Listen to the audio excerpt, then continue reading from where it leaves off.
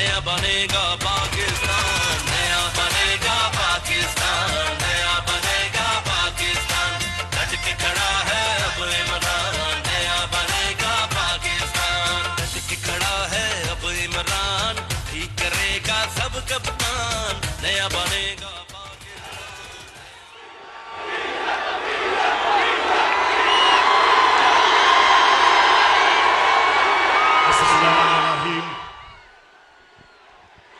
इय्याका नअबुदु व इय्याका नस्तईन।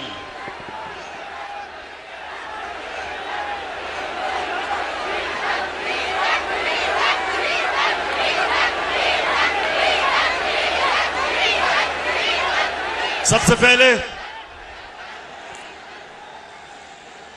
मैं आज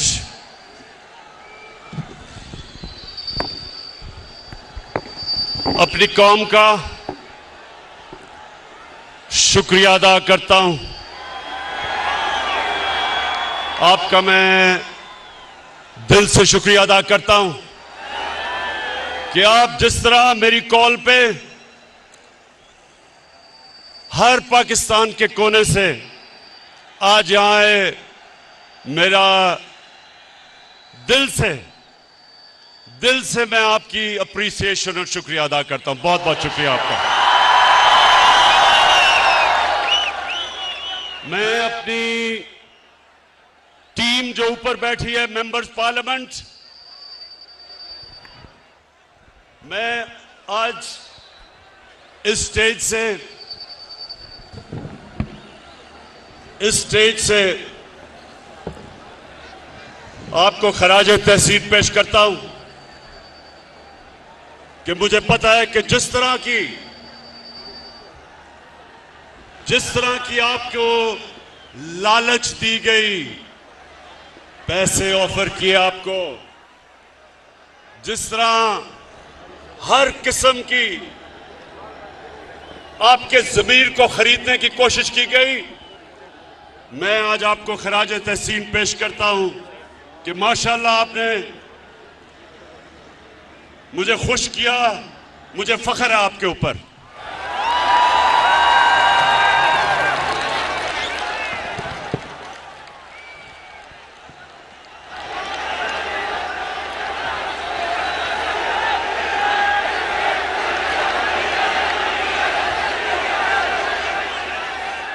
मैं थोड़ी अब खामोशी, क्योंकि मैंने आज आपसे बड़ी अहम बातें करनी है। इतना कई लोग दूर दूर से मेरे पास आए हैं, तो मैं चाहता हूं कि आज आप बड़ी खामोशी से मुझे सुने, क्योंकि मैंने अपनी दिल की आपसे बातें करनी है।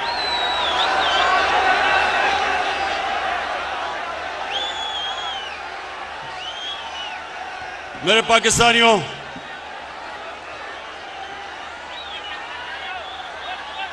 मेरे अजीम बाशऊर पाकिस्तानियों,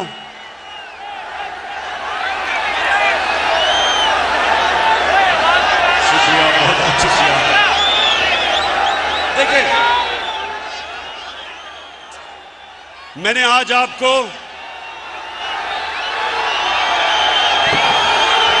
अमर बिन मारूफ, आ रही आवाज,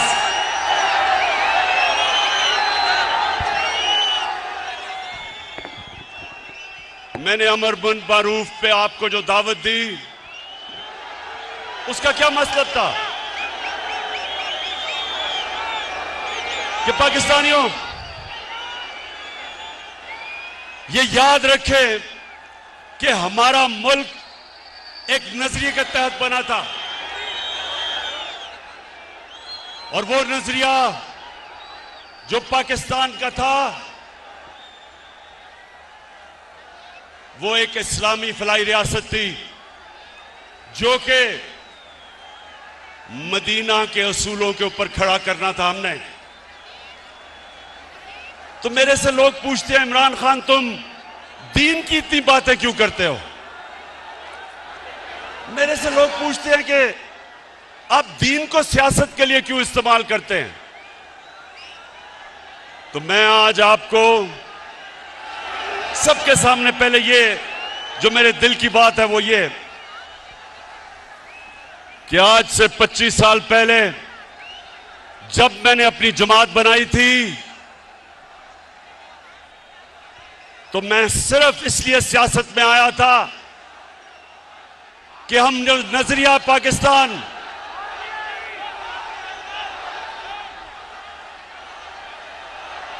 अच्छा मुझे आप पहले हाथ खड़ा करके बताएं कि आपको आवाज आ रही है?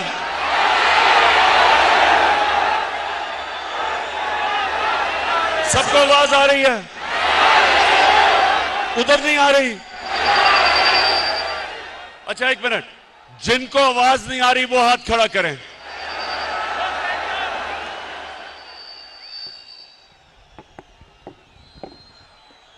फैसल ये चेक करो इसका क्या मसला है, वहां नहीं आ रही आवाज उनको।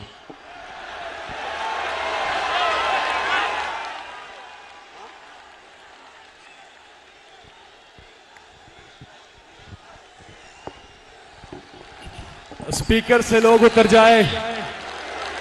आपसे गुजारिश है कि स्पीकर जो लगे हुए हैं उनसे आप उतर जाए ताकि आपको आवाज सही जाए।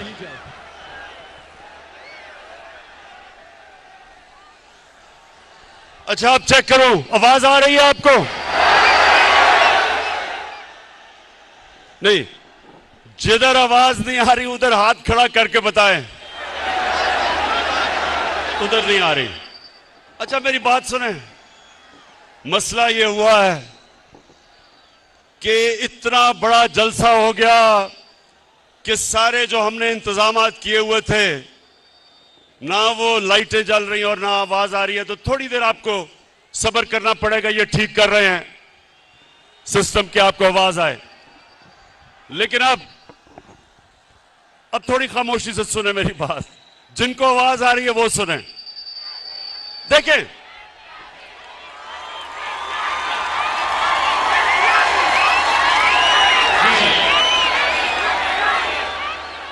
मेरे पाकिस्तानियों, जब मैंने सियासत शुरू की तो मेरा एक मकसद था कि मेरा मुल्क जिस नजरिए के तहत बना था, आ गई आवाज? हाथ खड़ा करके बताएं आवाज आ गई है? नहीं तो तुमने इतनी मेरी अहम तकरीर आज मिस कर देनी थी। अच्छा सुने, मैंने बड़ी बातें आपसे करनी है और आखिर में जो मैं बात करूंगा वो सबसे अहम है। शाह महमूद कुरैशी ने जो बात की थी कि एक बाहर से मुदाखलत हो रही है पाकिस्तान में, उसके ऊपर मैं बाद में बात करूंगा। उससे पहले मेरे पाकिस्तानियों, मैं जो चीज आपने समझनी है कि जब तक हम अपने नजरिए पे नहीं खड़े होंगे पाकिस्तान कौम नहीं बनेंगे। हमें लोगों का हजूम होगा। कौम नजरिए पे बनती है और वो नजरिया क्या था? पाकिस्तान का नजरिया क्या है? कितने लोगों को पता है कि ये किस नजरिए के तहत बनी थी? मैं आपके सामने आज ये वाज़ेह करता हूं कि मुझे भी बड़ी देर तक पाकिस्तान का नजरिया नहीं पता था। मुझे पता कैसे चला?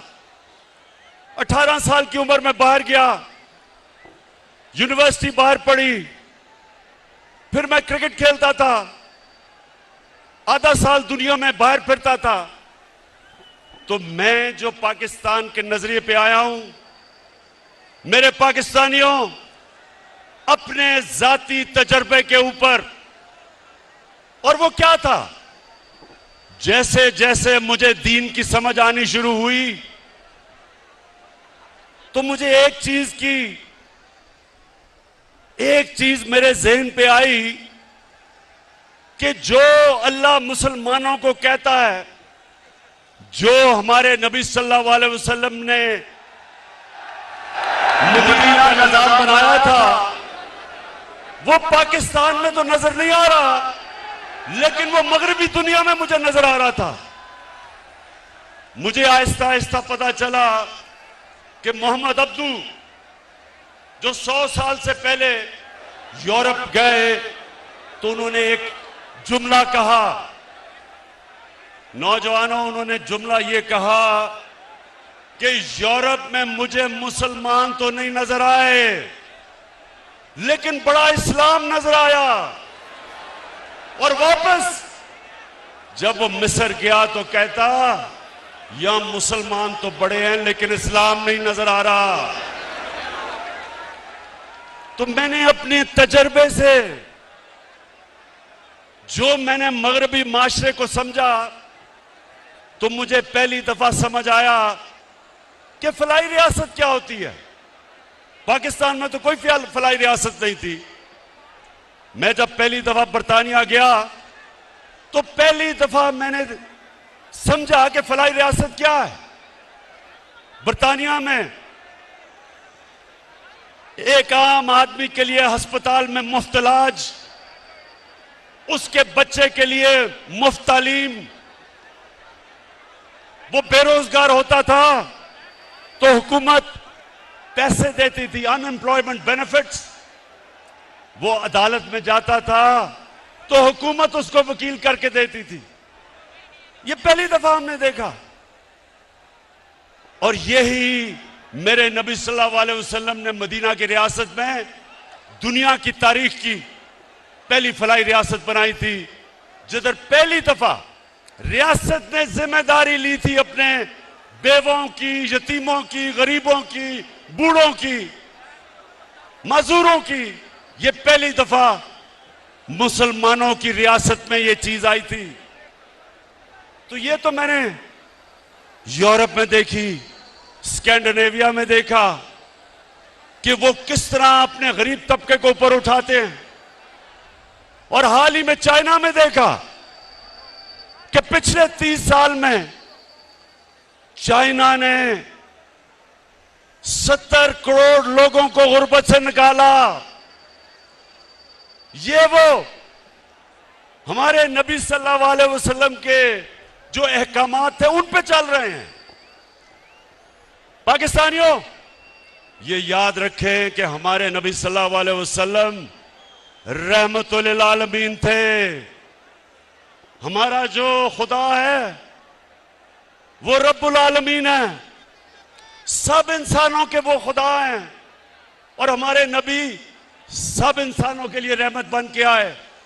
इसका मतलब क्या कि जो भी इंसानी माशरा उनके अहकामात पे चलेगा, अल्लाह की बरकत आएगी, वहां उस माशरे पे अल्लाह की नेमतें आएंगी।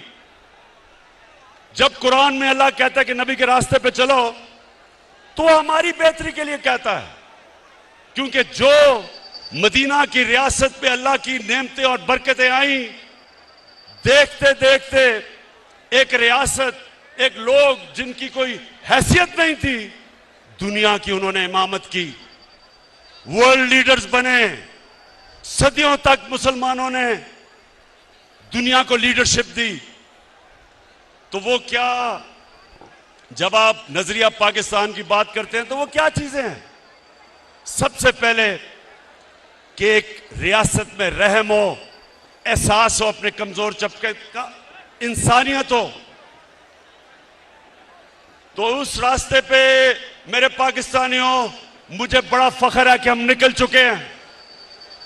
हम वो मुल्क हैं जो किसी भी दुनिया की डेवलपिंग वर्ल्ड, जो मुल्क तरक्की कर रहे हैं, किसी मुल्क के अंदर भी यूनिवर्सल हेल्थ कवरेज नहीं है। हर हमने खानदान को हेल्थ इंश्योरेंस दी 10 लाख रुपए की।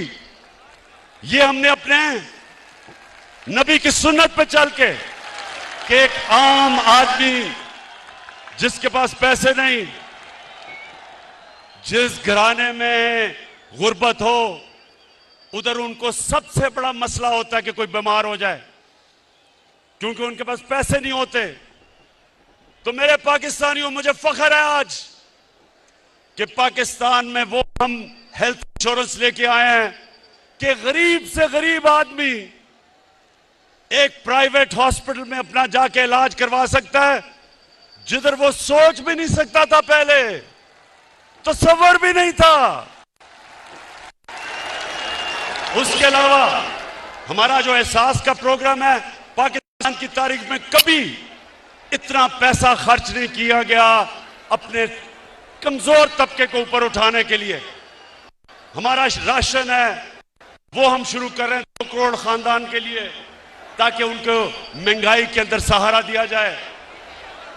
हमारी नौजवानों, हमारा कामयाब पाकिस्तान का प्रोग्राम है, जिधर 20 लाख खानदानों को हम 5 लाख रुपए एक फर्द को कर्जा दे रहे हैं सूद के बगैर, जिधर 20 लाख उसी खानदान को कर्जा दे रहे हैं सूद के बगैर घर बनाने का, और उसी खानदान को एक फर्द को टेक्निकल एजुकेशन दे रहे हैं ताकि वो अपना रोजगार कमा सके। ये पहली दफा हमारे मुल्क की तारीख में निचले तबके को ऊपर उठाने की कोशिश हो रही है। और जब मेरे नौजवानों हमारे पास टैक्स पे पैसा आया, हमारा टैक्स बढ़ा, तो सबसे पहले मैंने काम किया, 250 अरब रुपए की हमने सब्सिडी देके पेट्रोल की कीमत बजाय 10 रुपए बढ़ाने की 10 रुपए कम की।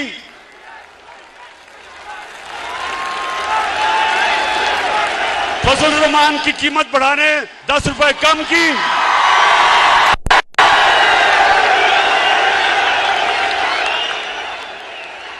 और बिजली की कीमत 5 रुपए यूनिट कम की, 250 रुपए की हमने सब्सिडी दी। और मैं आपको आज यकीन दिलाता हूं कि जैसे जैसे मैं पैसा इकट्ठा करता जाऊंगा, जैसे जैसे मैं टैक्स का पैसा इकट्ठा करता जाऊंगा, वो सारा पैसा मैं अपनी कौम पे खर्च करूंगा, उनके लिए आसानियां पैदा करूंगा।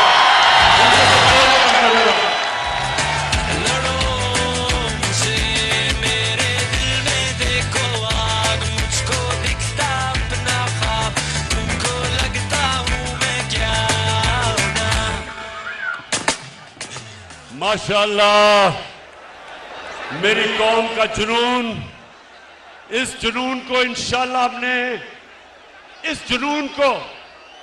हमने काबू करके पाकिस्तान को दुनिया की अजीम कौम बनाना इंशाअल्लाह।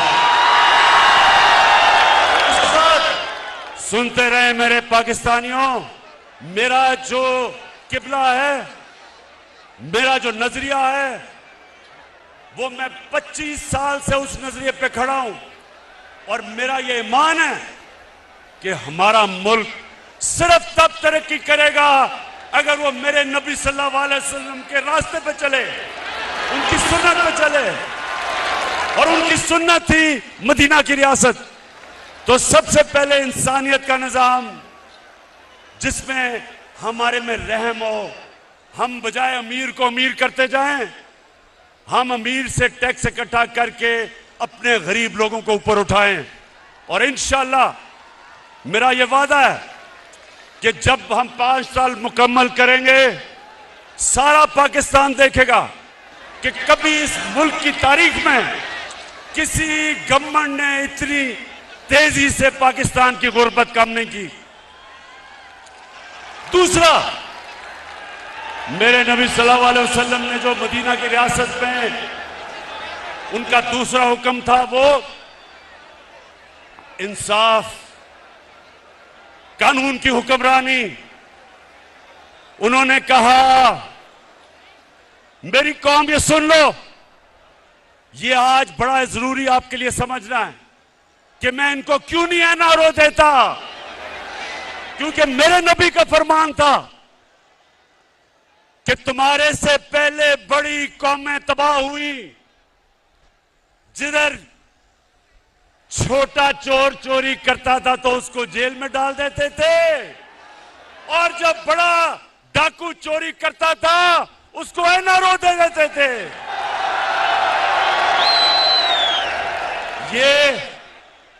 मेरे पाकिस्तानियों, ये सिर्फ पाकिस्तान की बदकिस्मती नहीं, ये सारी दुनिया में डेवलपिंग वर्ल्ड, गरीब मुल्कों की सबकी ये बदकिस्मती है। कोई भी गरीब मुल्क इसलिए गरीब नहीं कि उसमें वसाइल की कमी है, वो गरीब इसलिए होता है कि उसके ताकतवर डाकुओं को उनका कानून का निजाम नहीं पकड़ सकता। जिसको व्हाइट कॉलर क्राइम कहते हैं, उनको वो नहीं पकड़ते, उनको एनआरओ देते हैं। वो बड़े डाकू जो पैसा चोरी करके गरीब मुल्कों से चोरी करके ऑफशोर अकाउंट्स, बड़े बड़े महलात, लंदन में महलात, ये जो लेते हैं, ये तबाह करते हैं मुल्क को। छोटा चोर मुल्क को तबाह नहीं करता, बड़ा डाकू मुल्क को तबाह करता है। जिस तरह के ये थ्री स्टूजेस, ये तीन चूहे, ये जो इकट्ठे हुए हैं, 30 साल से मुल्क को लूट रहे हैं। ये 30 साल से ये मिलके मुल्क, इस मुल्क का खून चूस रहे हैं। इनकी अरबों अरबों डॉलर्स, रुपए की नहीं, इनकी डॉलर्स की प्रॉपर्टीज बाहर पड़ी हैं, इनके ऑफशोर बैंक अकाउंट्स हैं। और ये सारा ड्रामा हो रहा है कि किसी तरह जनरल मुशर्रफ की तरह इमरान खान घुटने टेक के इन सबको एनआरओ दे दे। ये सारा ड्रामा है। पहले दिन से ब्लैकमेल करने की कोशिश है। जब मौका मिलता है हुकूमत को गिराने की सिर्फ एक वजह से कोशिश करते हैं कि जनाब हम कोई खास अल्लाह के मखलूक हैं, हम चोरी करें, डाका मारें, इनको कोई खास ऐसी मखलूक है कि इनको सब कुछ माफ हो जाना चाहिए। और जनरल मुशर्रफ ने जो इस कौम पे जुल्म किया, इनके प्रेशर में आके अपनी कुर्सी बचाने के लिए, अपनी गवर्नमेंट बचाने के लिए उसने इस मुल्क के ऊपर जो जुर्म किया, इन चोरों को एनआरओ दिया, उसकी वजह से लूट मार हुई 10 साल। आज जो हम बोझ उठा रहे हैं, हम जो इनके लिए हुए कर्जों की किस्तें अदा करने पे जो हम बोझ उठा रहे हैं, वो सिर्फ और सिर्फ इसलिए कि जनरल मुशर्रफ ने अपनी हुकूमत बचाने के लिए इनको एनआरओ दिया।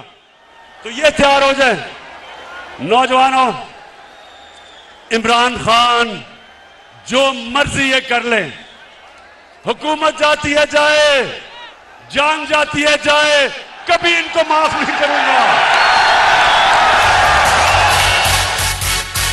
जाग उठा है सारा वतन साथियों, मुजाहिदों, जाग उठा है सारा वतन साथियों, मुजाहिदों।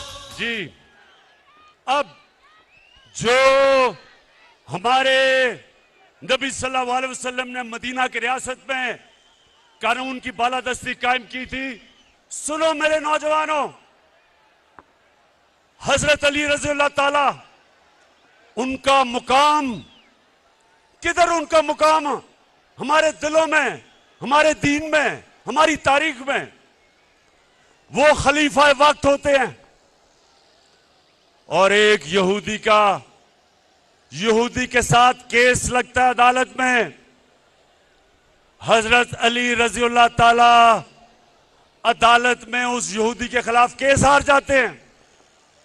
खलीफा वक्त केस हारता है क्योंकि काजी उनके बेटे की गवाही नहीं मानता। अब इससे क्या चीज सामने आती है? सबसे पहले कि खलीफा वक्त भी कानून के ऊपर नहीं होता। मुसलमानों का जो इंसाफ का निजाम था, हमारे नबी सल्लल्लाहु अलैहि वसल्लम ने कहा मेरी बेटी भी जुर्म करेगी तो उसको सजा मिलेगी। और एक अकलियत, माइनॉरिटी, उसको भी बराबर का शहरी, वो बराबर का शहरी था और उसको बराबर का इंसाफ, कोई फर्क नहीं किया गया इंसानों के अंदर। यह था मुसलमानों का इंसाफ। आज आप सोचें, दुनिया के अमीर तरीन मुल्क, डेवलप्ड मुल्कों में, आज आप सोचें कि क्या आज के दिन क्या कोई बाहर से, वहां की कोई अकलियत हो, हमारी बाहर से लोग हों, क्या उनको उनके वजीर आजम के सामने इंसाफ मिल सकता है? नहीं मिल सकता।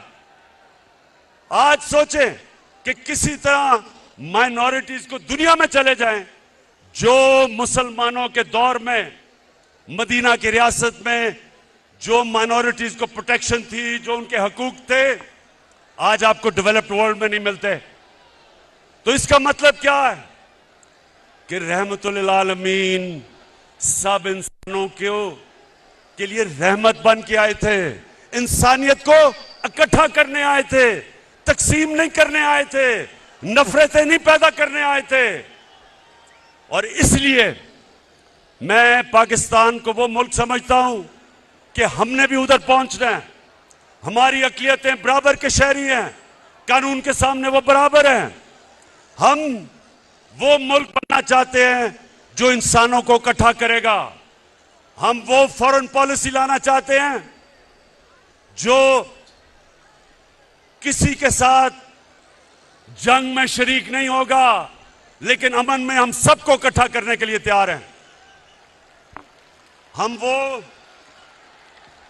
मेरे पाकिस्तानियों, हम वो पाकिस्तान बनाना चाहते हैं जिधर एक कमजोर से कमजोर आदमी को पूरी तरह हमारा इंसाफ का निजाम इंसाफ दे।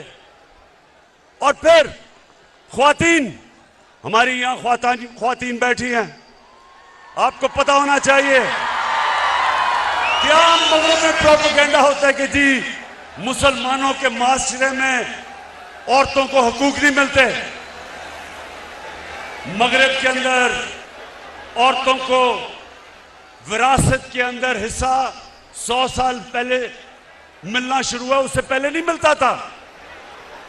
इस्लाम के अंदर कुरान और हमारी नबी सल्लल्लाहु अलैहि वसल्लम की सुन्नत 1500 साल पहले तकरीबन उन्होंने हमें, हमारी औरतों को हकूक दिए थे विरासत में। और मुझे अफसोस से कहना पड़ता है कि तकरीबन 70% औरतों को पाकिस्तान में विरासत में हकूक नहीं मिलते। इसलिए हम कानून लेके आए हैं, हमने अब कानून लेके आए हैं कि औरतों को रियासत, उनकी विरासत के अंदर, उनकी इनहेरिटेंस के अंदर जबरदस्ती उनको पूरा उनका हक दिलवाएगी। गुलाम, जब नबी सल्लल्लाहु अलैहि वसल्लम ने मदीना की रियासत संभाली तो गुलामों के कोई हुकूक नहीं थे। उन्होंने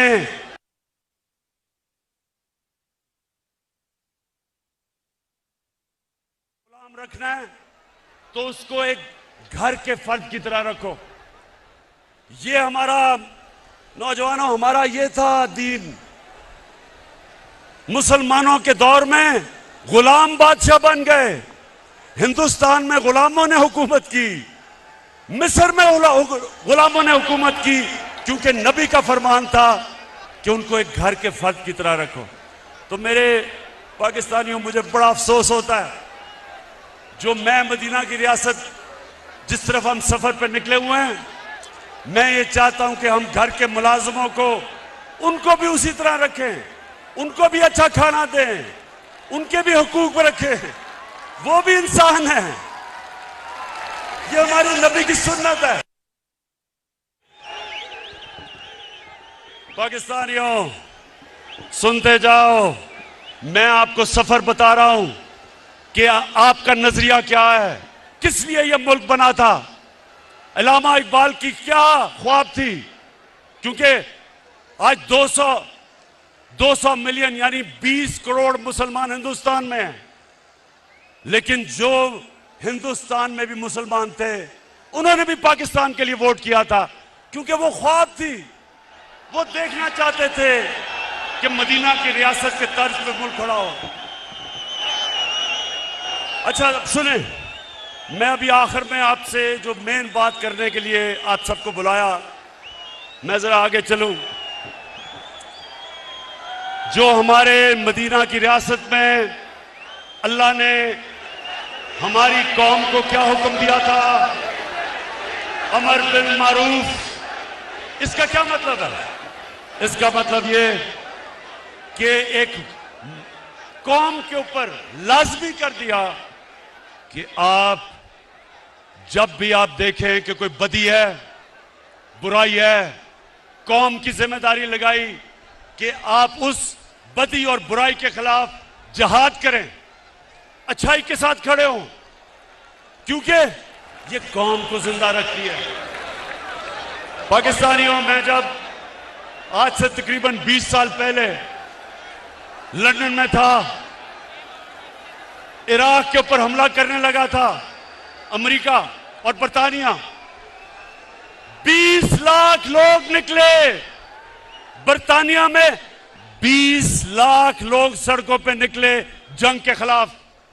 अमर बिल मारूफ, इसको कहते हैं अमर बिल मारूफ, कि उनकी हुकूमत को फायदा भी होना था इराक जंग से, इराक में तेल भी था, लेकिन वो अच्छाई के साथ खड़े हुए। उन्होंने कहा नहीं, ये गलत है। इसको अमर बिल मारूफ कहते हैं, इसको जिंदा कौम कहते हैं। और मैं आज सबको देख के मुझे खुशी ये है कि मैंने जब आपको कॉल दी, ये जो लोगों के जमीरों का सौदा हो रहा है, एक गवर्नमेंट को गिराने की कोशिश क्या कर रही है, पैसे लगा रहे हैं लोगों को खरीदने के लिए। तो मैं आज आप सबका शुक्रिया अदा करता हूं कि आप इस तादाद में यहां आए और आपने बताया कि आप इस जुर्म में शरीक नहीं। मैंने जरा आपको बस जो मैं बात करने के लिए आखिर में ये जो साजिश है उसके ऊपर बात करने से पहले मैं सिर्फ आपके लिए ये बताना चाहता हूं कि इन्होंने फैसला किया कि हमारी हुकूमत को गिराना है, क्योंकि जी पाकिस्तान तबाह हो रहा है।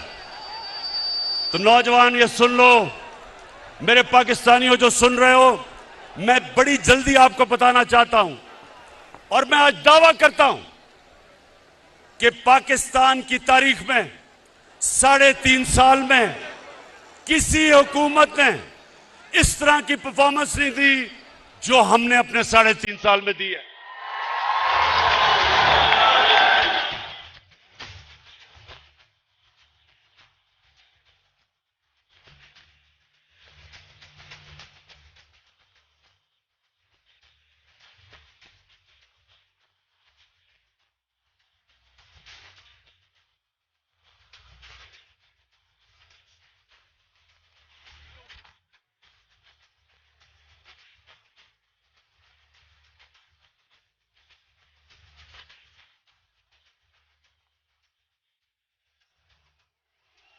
अच्छा, अब जो यहां मेरे नौजवान हैं, आपने डिसिप्लिन का मुजाहरा करना है, ये बड़ा जरूरी है, क्योंकि आपने मेरी बात सुननी है, इसलिए तंग नहीं करना लोगों को, डिसिप्लिन रहना है। हाथ खड़ा करके बताओ। ठीक, अच्छा जी, अब मैं बड़ी जल्दी आपको बताना चाहता हूं कि हमारी हुकूमत ने क्या किया। डीजल की मैं बाद में बात करूंगा, अभी ठहर जाए।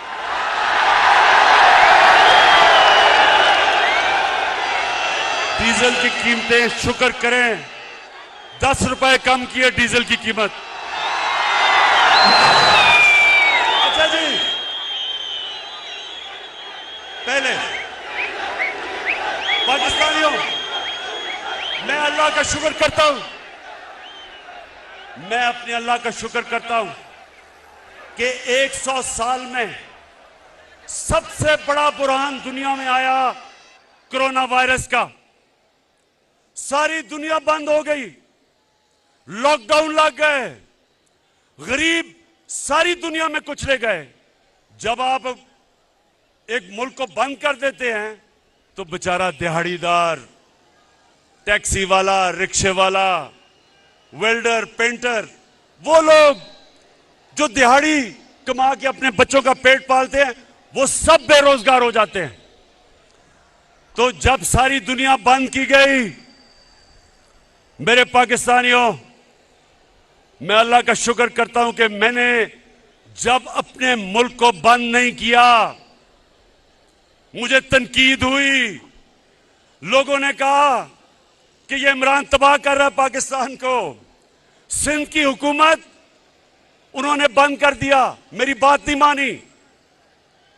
लेकिन आज जो सबसे बड़ा क्राइसिस था दुनिया का, मैं आज फख्र से अपनी कौम के सामने खड़ा हूं और सारी दुनिया ने तस्लीम किया कि जो पाकिस्तान ने कदम उठाए, सारी दुनिया तस्लीम करती है कि अपनी कौम को भी बचाया, कोरोना से बचाया, अपनी माइशत को बचाया, अपने गरीबों को बचाया।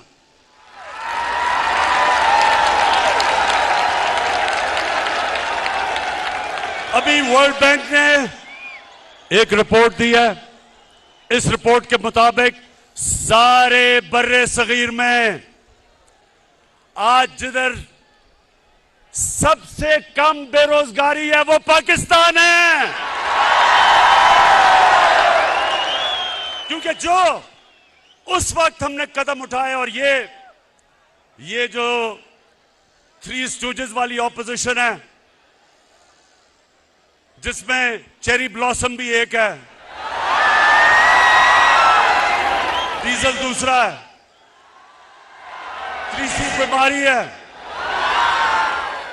और चौथा भगौड़ा है, इन सारों ने मेरी तनकीद की और मैं अपने अल्लाह का शुक्र करता हूं कि उसने मेरे मुल्क को निकाला उसमें से। और मैं उस दौरान जब सारी दुनिया की माइशत तबाह हो रही थी, पाकिस्तान वो मुल्क है जिसने 5.6% के ऊपर हमारी माइशत ने तरक्की की, जो सारे दंग रह गए, ऑपोजिशन दंग रह गई। अल्लाह का शुक्र अदा करता हूं। तो हमने क्या किया उस दौरान जब दुनिया मुश्किल में थी? पाकिस्तान की एक्सपोर्ट्स रिकॉर्ड, हमारी मुल्क की तारीख में सबसे ज्यादा एक्सपोर्ट्स पाकिस्तान ने की। हमने पाकिस्तान की तारीख में सबसे ज्यादा टैक्स इकट्ठा किया। हमने अपने बैरून मुल्क पाकिस्तानियों को उनको इंसेंटिव्स दिए और सबसे ज्यादा पाकिस्तान की तारीख में उन्होंने डॉलर्स पाकिस्तान में भेजे, रेमिटेंसेस पाकिस्तान में भेजी। हमारी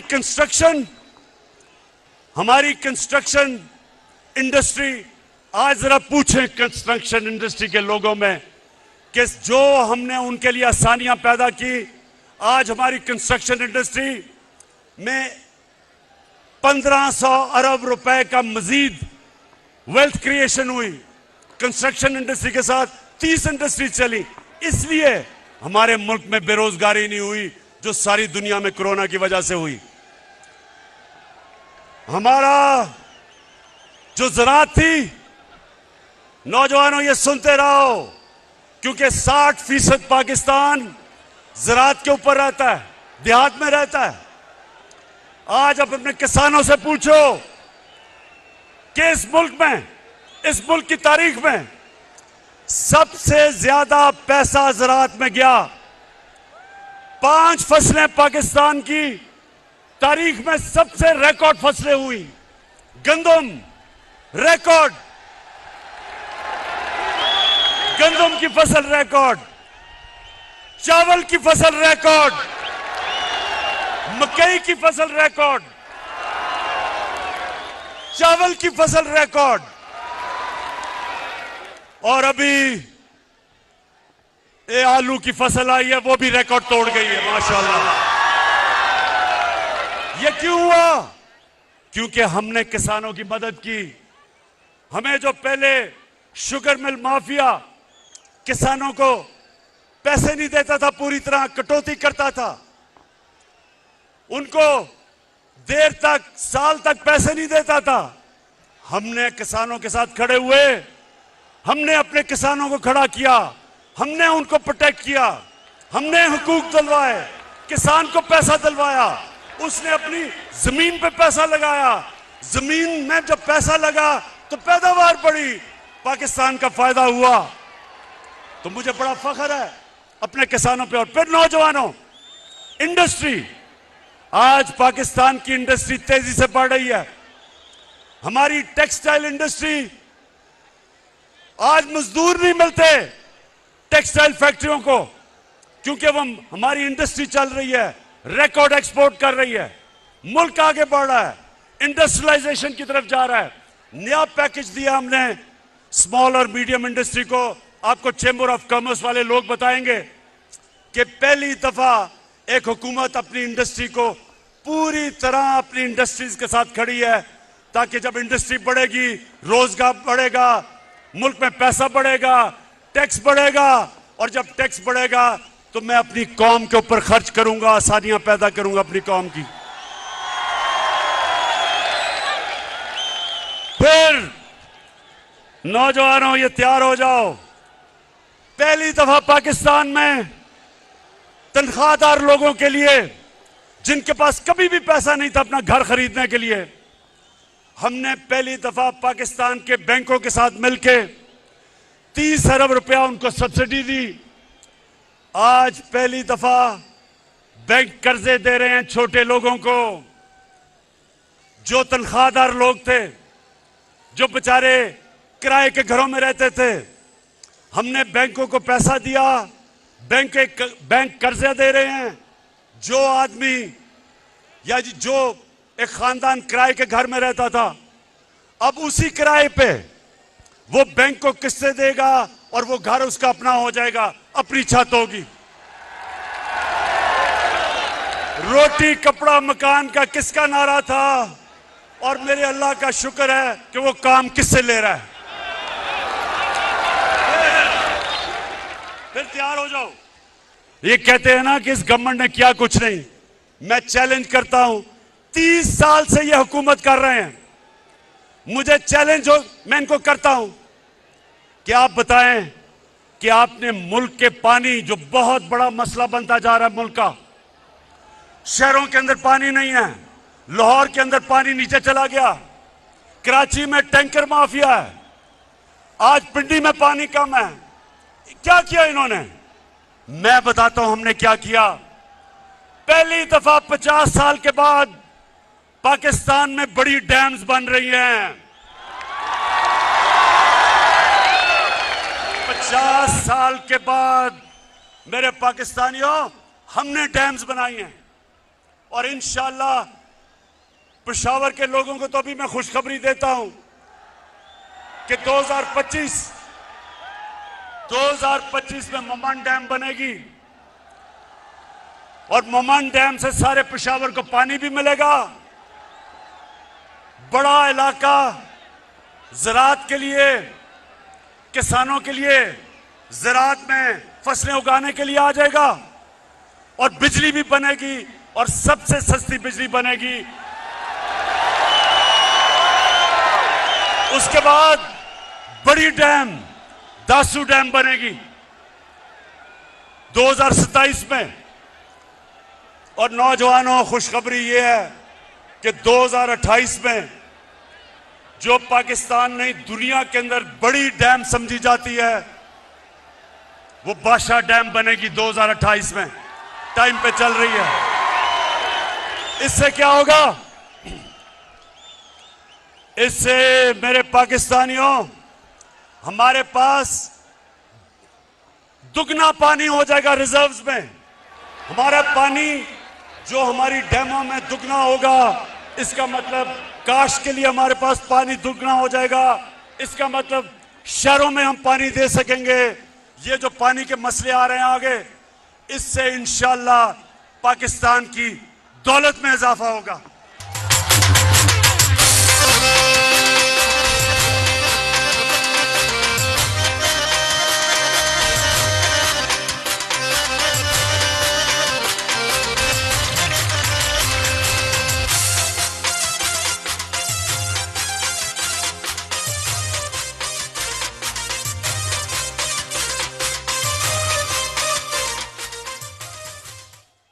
अच्छा, अब जरा अभी मैं आपने असल जो मैं आखिर में बात करनी है उसकी आपको इंतजार करनी पड़ेगी। मैं सिर्फ ये जो लोग कहते हैं ना कि इन्होंने किया क्या है, तो मैं आज अपनी कौम को बताऊं हमने किया क्या है। मैं अपने मीडिया के लोगों को कहना चाहता हूं कि जब आप शाम को अपने टीवी शोज करते हैं, मैं एंकर्स को कहता हूं, खुदा के वास्ते कोई माइशत के माहिरों को बुला लें और उनको बैठ के कम से कम मुआवजा करें कि पहले मुल्क से क्या होता था और हमने 3.5 साल में मुल्क के लिए क्या किया है। अब अगर मरियम बीबी जिसने जिंदगी में 1 घंटे का काम नहीं किया और कांपे टांगने वाले जिसको अभी 14 साल में उर्दू ही नहीं बोलनी आई, मैं लीडर बनना चाहता हूं।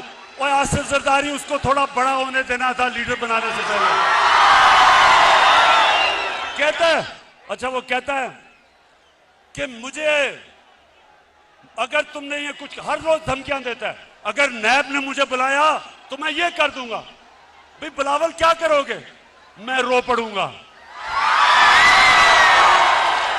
अच्छा जी, अब सुने, पहली दफा इस्लामाबाद के बाद पाकिस्तान में एक नया शहर बन रहा है, रावी सिटी। इस्लामाबाद के बाद पहली दफा शहर बन रहे हैं। क्यों बना रहे हैं हम शहर? हम इसलिए बना रहे हैं लाहौर को बचाने के लिए, रावी को बचाने के लिए। रावी एक गंदा नाला बन चुका है। ये जो शहर है ये मॉडर्न सिटी बन रहा है, ये ऊपर जाएगा। इसके ऊपर 2 करोड़ दरख्त लगाएंगे इर्द गिर्द ताकि पोल्यूशन का मुकाबला करे वो शहर। वाटर ट्रीटमेंट प्लांट्स बनेंगे ताकि बजाय सारा सूरज का पानी रावी में जाए और वो नीचे सिंध तक जाए, हम ट्रीट करके साफ पानी दरिया में करें, दरिया को रिवाइव करें, ऊपर बैराज बनाएं ताकि लाहौर की वाटर टेबल ऊपर आए। और फिर से मैंने कहा जब 2 करोड़ दरख्त लगेंगे तो आबो हवा साफ होगी, पोल्यूशन कम होगी। ये पहली दफा इस्लामाबाद के बाद दूसरा शहर बन रहा है, मेगा प्रोजेक्ट है। फिर हमने लाहौर का वॉल्टन एयरपोर्ट था उसको चेंज करके सेंट्रल बिजनेस डिस्ट्रिक्ट बनाया। ये आप देखेंगे कि दुबई की तरह लोग तो दुबई जाते हैं ना, अब वो लाहौर के सेंट्रल बिजनेस डिस्ट्रिक्ट में जाया करेंगे। एक मॉडर्न, पूरा एक शहर के अंदर एक मॉडर्न डिस्ट्रिक्ट बनेगी। और फिर शेख साहब, शेख रशीद साहब, आपके लिए खुशखबरी, नाला लेई प्रोजेक्ट बन रहा है रावलपिंडी को तब्दील करने के लिए, उसको एक मॉडर्न शहर बनाने के लिए। नाला लेई जो है उसका भी ट्रीटमेंट प्लांट बनेंगे, साफ पानी करेंगे।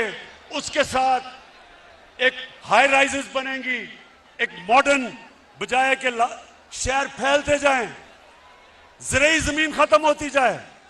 शहरों को अब हम रोकेंगे।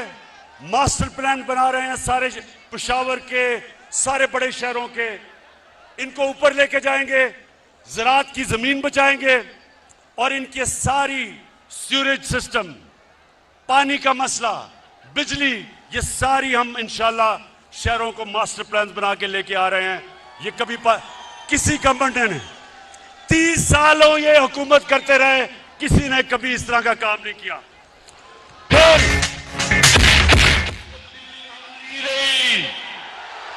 तब्दीली आ गई।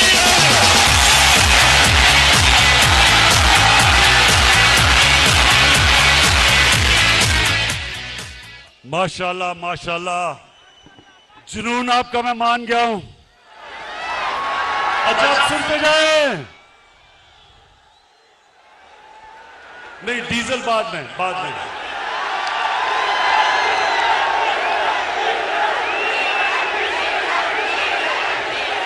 अच्छा सुने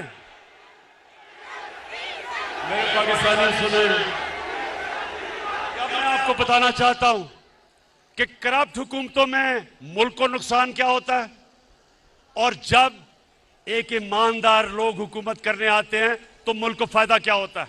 अब सुने जरा, खामोशी से सुनना है, डीजल की बाद में बात करेंगे।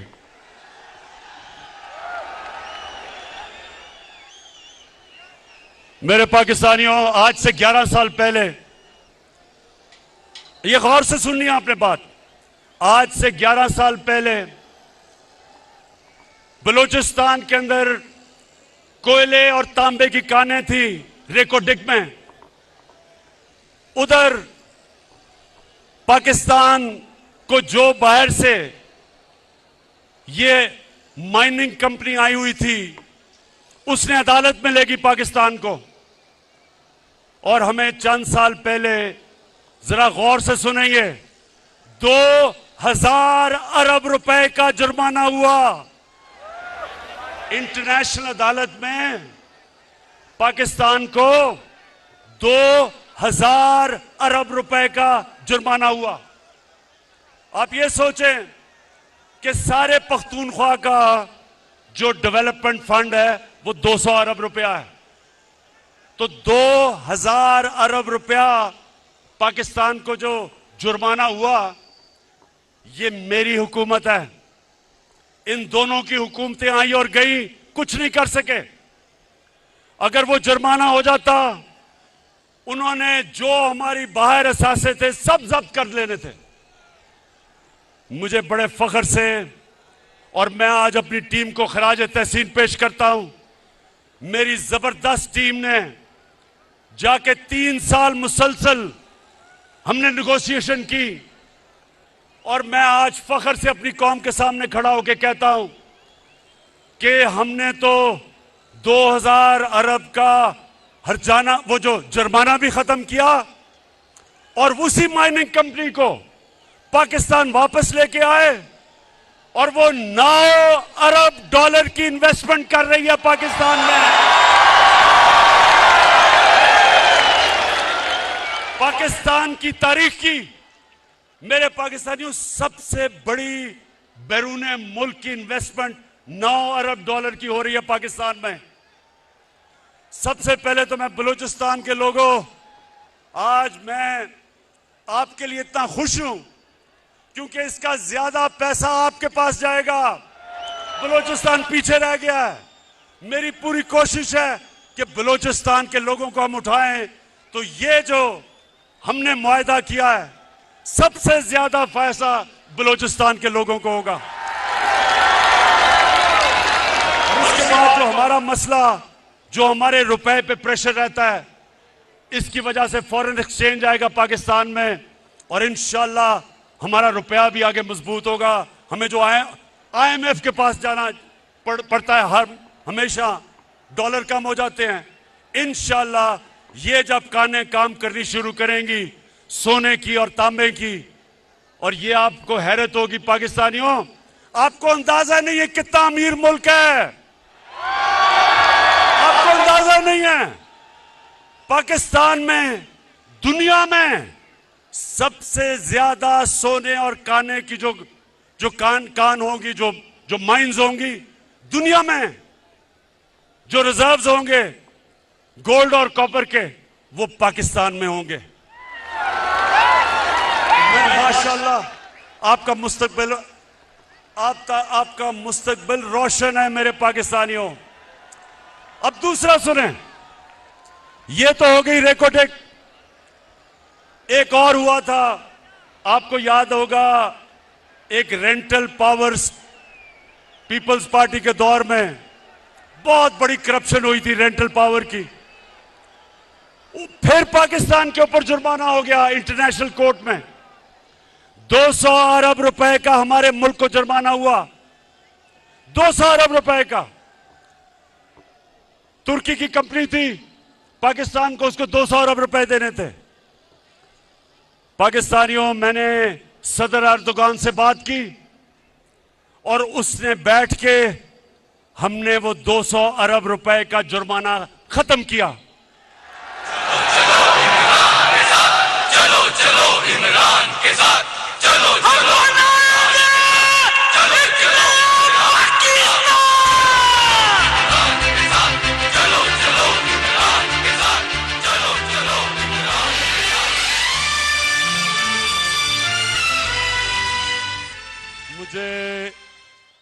नौजवानों जो ऊपर चढ़े हुए हो, मुझे पता है आपका जुनून, लेकिन मुझे डर है आप गिरना पड़ो।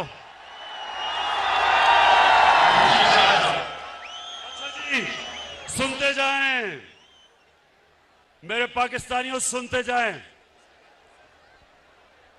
इन्होंने बस पिछली हुकूमतों ने, सुने सुने सुने, मैं आपको बता रहा हूं कि जब एक करप्शन से पाक जब गवर्नमेंट आती है तो कौम को कितना फायदा होता है। मैंने आपको दो चीजों की बता दी, हमने आके नेगोशिएट किया, मुल्क को पैसा बचाया। अब तीसरी सुने, इन्होंने गैस के कॉन्ट्रैक्ट साइन किए नून लीग वालों ने, और फिर दोनों ने आईपीपीज यानी जो बिजली बनाती हैं कंपनीज, उनके साथ कॉन्ट्रैक्ट साइन किए। हमारी हुकूमत ने उनके साथ रीनेगोशिएट किया, गैस के नए कॉन्ट्रैक्ट साइन किए। और यह फर्क होता है जब आप रिश्वत नहीं लेते, पैसे नहीं बनाते। आज पाकिस्तान को 10 साल में 700 अरब रुपए की बचत होगी हमारे कॉन्ट्रैक्ट से। लेकिन अब पाकिस्तानियों एक और सुन लो, ये चौथी चीज है। आपको पता है नवाज शरीफ खुद एनएचए का अपने नीचे, नेशनल हाईवे अथॉरिटी अपने नीचे रखी हुई थी। मैं बताता हूं क्यों रखी हुई थी। अब ये जरा गौर से सुने पाकिस्तानियों, 2013 और 2021 के बीच में सारी दुनिया में महंगाई हुई, सारी दुनिया में चीजें महंगी हुई। अब आप ये एनएचए की वेबसाइट पे चले जाएं, वेबसाइट के ऊपर लिखा हुआ है कि 2013 में फी किलोमीटर सड़क कितनी कीमत पे बनती थी और 2021 में सड़क फी किलोमीटर कितनी में बनेगी। अब सोचे ना, 2021 में जाहिर है ज्यादा महंगी हुई होगी क्योंकि महंगाई हो गई। लेकिन मेरे पाकिस्तानियों, आपको हैरत होगी कि नून लीग ने जो 2013 में सड़कें बनाई और जो हमने 2021 में सड़कें बनाई, और ये सारा रिकॉर्ड एनएचए की वेबसाइट पे है। तो जो 2021 में सड़क बनी, वो 2013 की जो सड़क फी किलोमीटर बनी 23 करोड़ रुपया सस्ती बनी।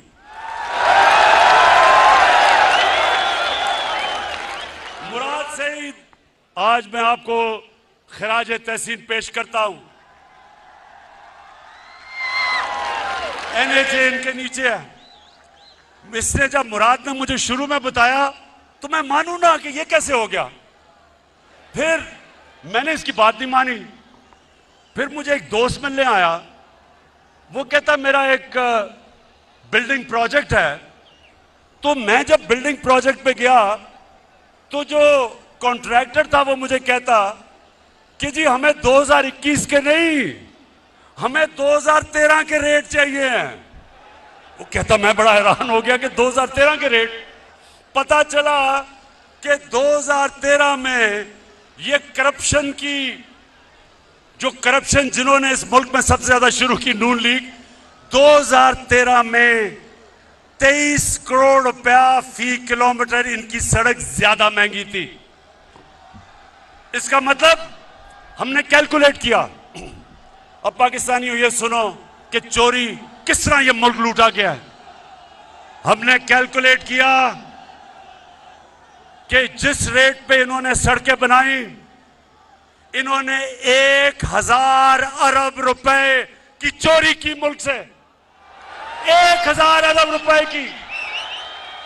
यानी कि एक ईमानदार हुकूमत ने 1000 अरब रुपया अपनी कौम का बचाया, जिसकी वजह से दुगनी सड़कें बनाई हैं हमने, इनसे दुगनी सड़कें बनाई हैं, जो पैसा बचा।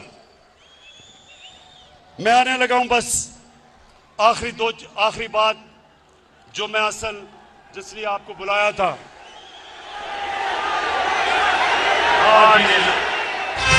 सबके लबों पे है तराना इंसाफ का, यारों आने वाला है ज़माना इंसाफ का। मैं सिर्फ दो आने वाली नस्लों के लिए दो चीजें, मुझे पूछो, मैं इनसे पूछता हूं, 30 साल से आप हुकूमत में थे, कभी आपने सोचा अपनी आने वाली नस्लों का? ये पहली हुकूमत है जिसने क्लाइमेट चेंज की बात की, जिसने पाकिस्तान में दरख्त उगाने की बात की, जिसने पाकिस्तान में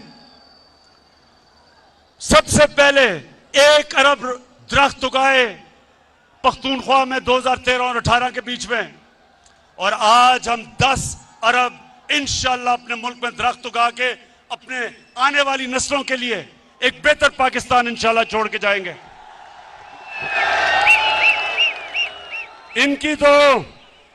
इनको फुर्सत कैसे मिले? इनको तो सारी छुट्टियां, बच्चे सब कुछ लंदन में बैठे हैं, इनको तो पाकिस्तान की क्यों फिक्र हो? ये तो नस्लों के लिए लंदन के लिए तैयारी करवा रहे हैं, घर महलात खरीद रहे हैं। पाकिस्तानियों, जो दूसरी चीज मैं आज आपके सामने, सबके सामने जो कहना चाहता हूं कि आपको अंदाजा नहीं कि हमारा मुल्क में अल्लाह ने किस किस्म की खूबसूरती और किस किस्म की नेमतें बख्शी हैं।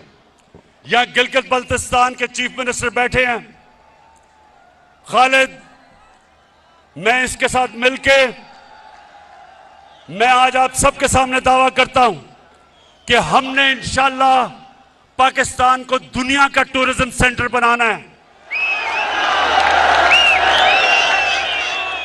स्कर्दू को हमने इंटरनेशनल एयरपोर्ट बनाया, अब दुनिया से डायरेक्टली स्कर्दू टूरिस्ट आया करेंगे। स्कर्दू को इंशाअल्लाह उसके इर्द गिर्द जो इलाके हैं, मैंने ऑस्ट्रियन से बात की है, ऑस्ट्रिया में सबसे ज्यादा स्कीइंग होती है, स्कर्दू को इंशाअल्लाह पाकिस्तान का स्कीइंग कैपिटल बनाएंगे। और आप देखेंगे कि किस तरह बाहर से पैसा आता है। हमारे मुल्क में जिस तरह की खूबसूरती है, किसी ने सोचा ही नहीं टूरिज्म को डेवलप करने का।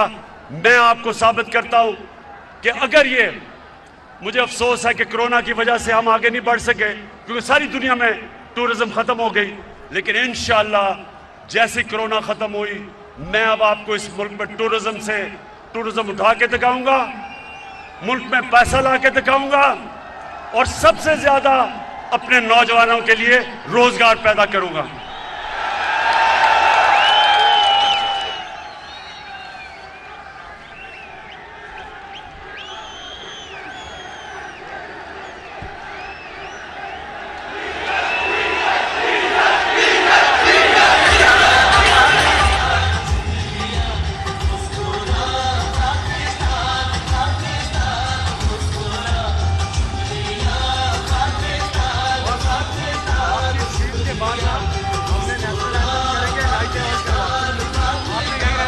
बैठ जाओ, और क्या, बस उसके बाद अल्लाह को करेंगे।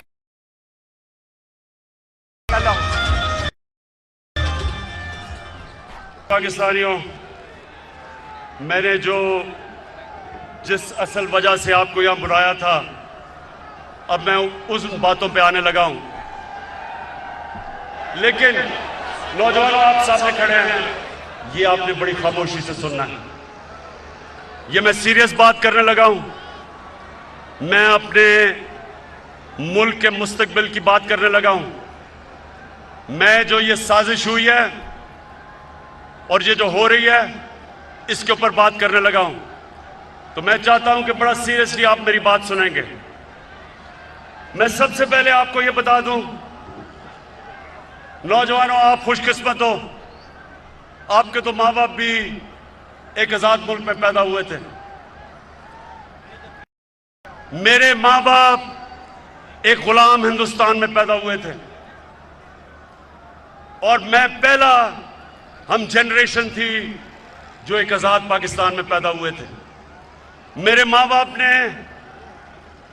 अपनी तौर पे तहरीके पाकिस्तान की जो आजादी की स्ट्रगल थी, दोनों ने शिरकत की।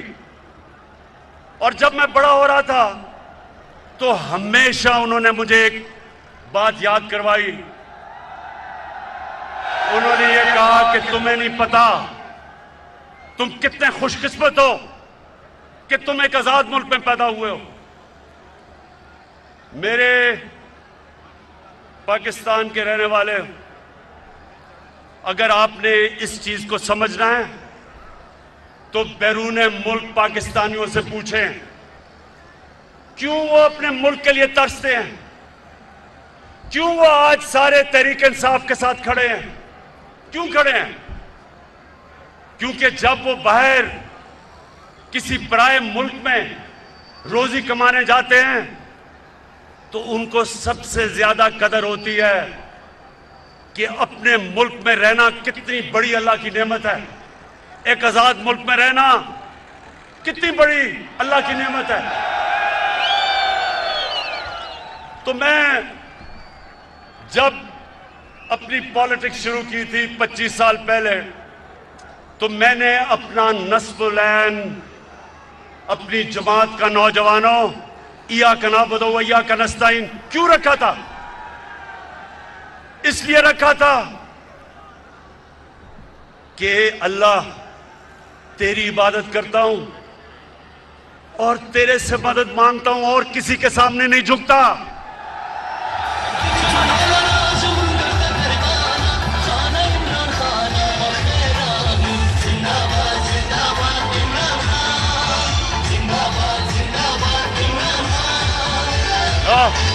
ओए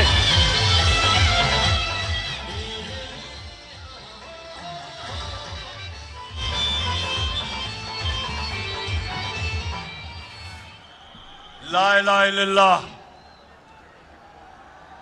पाकिस्तान जब बन रहा था तो नारा था कि पाकिस्तान का मतलब क्या? ये क्यों नारा था?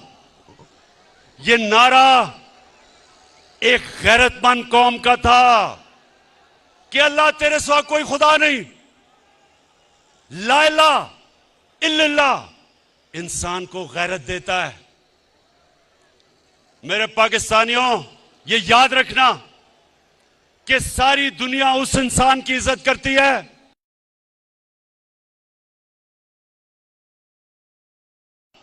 इल्लल्लाह इंसान को गैरत देता है। मेरे पाकिस्तानियों, ये याद रखना कि सारी दुनिया उस इंसान की इज्जत करती है जो अपनी इज्जत करता है। बेगैरत आदमी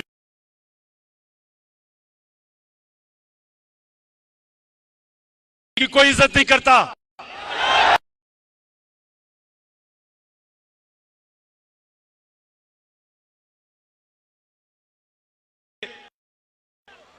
मुझे पता था, मैंने सारी दुनिया में देखा कि अरबों रुपए कमा लो, अरबोपति हो जाओ, जब तक अरबों रुपए, अरबोपति, लेकिन जो इंसान के सामने झुकता है कोई इंसान उसकी इज्जत नहीं करता। तो मेरे पाकिस्तानियों, क्योंकि मैं आज आपके दिल की बातें कर रहा हूं, मुझे पॉलिटिक्स में आने की कई वजूहात थी। एक के मुझे पता था, मैंने सारी दुनिया में देखा कि जो अल्लाह ने हमें हुक्म दिया था कुरान में कि नबी की सुन्नत पे चलो, तो नबी की सुन्नत पे तो वो गैर चल रहे हैं, मगरबी लोग चल रहे हैं, वो आगे निकल गए हैं। और मुसलमानों का हाल देखो। इकबाल ने शिकवा और जवाब शिकवा क्या लिखा था कि हम एक वक्त उरूज पे थे, शिकवा किया कि अल्लाह हम जमीन पे कैसे आ गए। फिर जवाब शिकवा में बताया कि जब आप अरूज पे थे तो आप मोहम्मद सल्लल्लाहु अलैहि वसल्लम की सुन्नत पे चलते थे। अब आप वो अहकामात से बहुत दूर चले गए हैं। अब पैसे की पूजा करते हैं, आप सुपर पावर्स के सामने सजदे करते हैं, आप फॉरेन एड लेके और अपने मुल्क में बमबारी करवाते हैं, ड्रोन अटैक्स करवाते हैं। कैसे अल्लाह की बरकत उन लोगों के ऊपर आए? अल्लाह ने तो बड़ा वाज़ेह कह दिया है कि अगर तुमने एक अजीम कौम बने हैं तुम मेरे हबीब के रास्ते पे चलो, जो कि रियासत मदीना था। तो पाकिस्तानियों, मैं उन दिनों में क्रिकेट खेलता था और मैंने जब क्रिकेट शुरू की तो जो हमारे खिलाड़ी होते थे उनको बड़ा एहसास कमतरी थी अंग्रेजों की।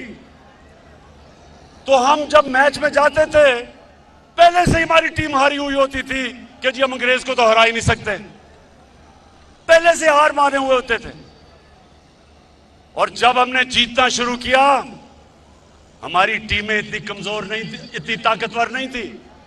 टीमें हमारी 70 की दहाई में ज्यादा ताकतवर थी, लेकिन 80 की दहाई में पाकिस्तान ने सारी दुनिया में जाके जीता, क्योंकि हमारे अंदर इत्मीनान आ गया, हमारे अंदर जो एहसास से कमतरी थी अंग्रेजों की वो खत्म हो गई। हम जब कदम रखते थे ग्राउंड पे तो हम ये समझते थे कि कोई हमें हरा नहीं सकता। इस इत्मीनान की वजह से हम ऊपर आए। तो मैंने जब अपने मुल्क को देखा, हमारे मुल्क में मुझे कभी नहीं भूलता, शायद आपको बड़ेों को याद हो, एक रमजी यूसुफ एक आदमी था, अमेरिकनों ने कहा हमें दो, 90 की दिहाई में हमने कोई कानून के मुताबिक चले बगैर हमने उसको अमेरिका के हवाले कर दिया। अब ये सुने हुआ क्या मेरे पाकिस्तानियों, ये सुने क्या हुआ। अदालत में वो जाता है, रमजी यूसुफ, उसका वकील जज के सामने क्या कहता है ये जरा सुनो। जज के सामने कहता, जज ने कहा कि इसको सजा होनी चाहिए, इसको तो पाकिस्तान की हुकूमत ने भेज दिया हमारे पास, पाकिस्तान की हुकूमत समझती है कि इसको सजा होनी चाहिए। तो पाकिस्तानियों, वो रमजी यूसुफ का वकील अदालत में खड़े होकर कहता कि पाकिस्तानी डॉलरों के लिए अपनी मां बेच सकते हैं। मुझे ये कभी नहीं भूलता। मुझे शर्म ये आई कि मेरी कौम गैरतमंद है, लेकिन जो इसके लीडर हैं वो बेगैरत है। जो मुल्क के लीडर, सरबरा अपने लोगों के साथ नहीं खड़ा हो सकता, उनके हुकूक की हिफाजत नहीं कर सकता, सुपर पावर से एड की लालच में घुटने टेक देता है, याद रखें वो मुल्क कभी तरक्की नहीं कर सकता। खुददार कौमें ऊपर जाती हैं, भीख मांगने वाली और कर्जे मांगने वाली कभी कौमें तरक्की नहीं करती। तो मैं जब पाकिस्तान में मैंने सियासत शुरू की, मैंने तब एक बात कही थी कि क्योंकि मेरे दिल में ला इलाहा इल्लल्लाह है, मैं कभी किसी के सामने नहीं झुका और मैं कभी अपनी कौम को किसी के सामने नहीं झुकने दूंगा।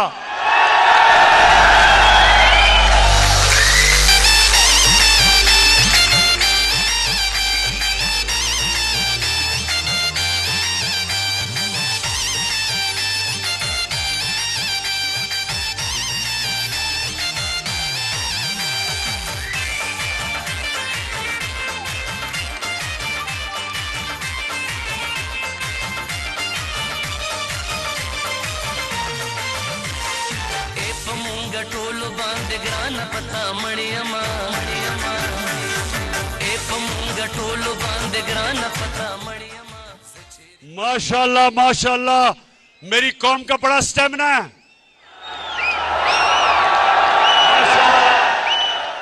अच्छा, अब ये जो मैं आपके सामने बात करने लगा हूं, ये मैं आपको बता दूं कि मैं बड़ी कम तकरीर लिखता हूं, लेकिन क्योंकि ये बात एक ऐसी है कि मैं ये नहीं चाहता कि मैं जज्बात में आके कोई ऐसी बात कर दूं कि हमारे मुल्क को हमारी फॉरेन पॉलिसी इफेक्ट उससे हो जाए। तो इसलिए मैं जिम्मेदार होके बड़ा ये तकरीर लिखी और मैं आपको एक एक जुमला बताता हूं। अब जरा आपने गौर से सुनना है। हमारे मुल्क को हमारे पुराने लीडर्स की करतूतों के हाथों धमकियां मिलती रही। सुनते रहे, हमारे मुल्क को हमारे पुराने लीडर्स की करतूतों की वजह से धमकियां मिलती रही। ये सुने अगला, हमारे मुल्क में मुल्क के अंदर मौजूद लोगों की मदद से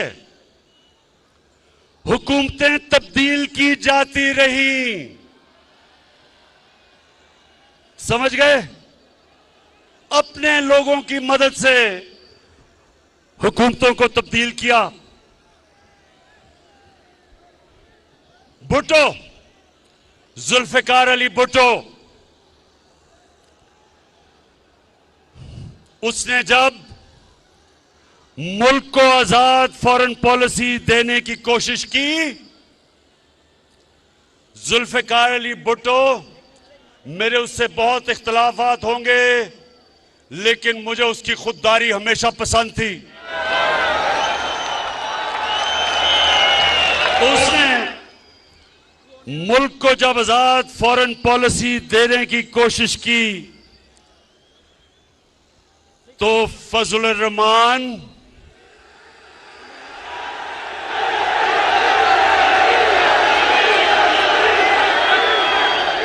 और भगोड़ू नवाज शरीफ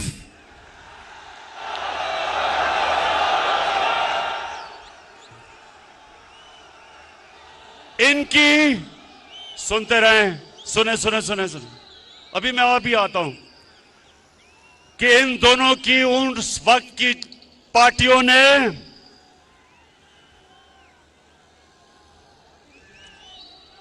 जुल्फिकार अली भुट्टो के खिलाफ तहरीक चलाई और आज जैसे हालात बना दिए गए मुल्क में, और उन हालात की वजह से जुल्फिकार अली भुट्टो को फांसी दी गई। गौर से सुने एक एक बात जो मैं आपके सामने रख रहा हूं।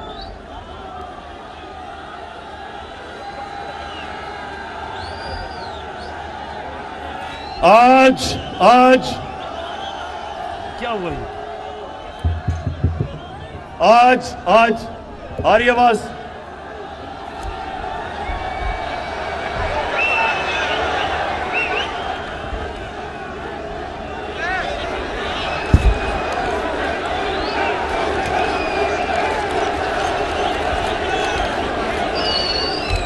ये स्पीकर से लोगों को उतार दीजिए प्लीज। खान साहब की स्पीच सुन लीजिए। देखिए, ये सबसे अहम चीज मैं कह रहा हूं तो स्पीकर से उतरें क्योंकि लोगों ने सुनना है।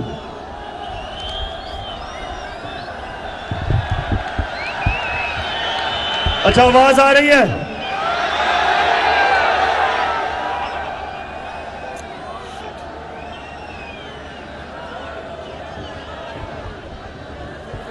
जल्दी इसको ठीक करें।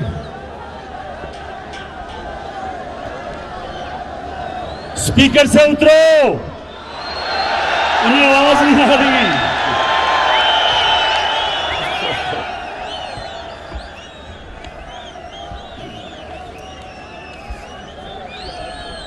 अच्छा सुने, मुझे लगता है आपको बाद में बताना पड़ेगा कि मैंने क्या कहा है। अच्छा जी, आज अच्छा, अब स्पीकर से दूर है ना, ये बड़ी अहम तकरीर मैंने करनी है।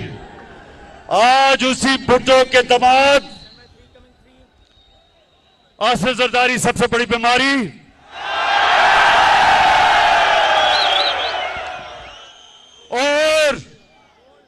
और उसका नवासा कम पे टांग रही हैं।